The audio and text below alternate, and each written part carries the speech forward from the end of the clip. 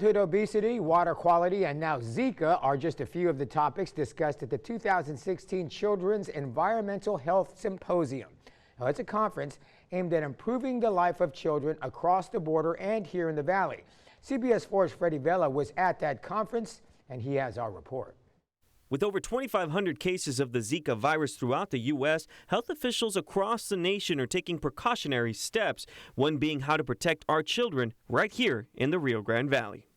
Simply recognizing that the border is a very complicated area, and the concentrations of people that live along the border on both sides of the border.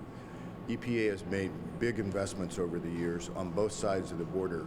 The third annual Children's Environmental Health Symposium at the UTRGV Brownsville campus brings health professionals, leaders, and government officials together to discuss issues related to children along the border, including the threat of Zika. Chikungunya and Zika viruses are transmitted by the same mosquito, which is the Aedes aegypti. Both viruses are similar because they have the same vector, as I mentioned, the mosquito, and they cause sort of the same symptoms, but in different intensity. The one-day symposium invited speakers from all around the world to speak, with Q&A sessions following for local leaders to discuss how each issue affects the valley. We're dealing with a very serious problem, and there are some things that we're trying to improve. We've been very aggressive with our response, and we can share that experience.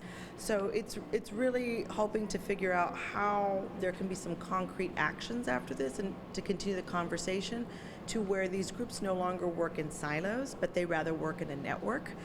And together they have a goal to prevent any incidences such as Zika before it becomes a crisis here in the Valley.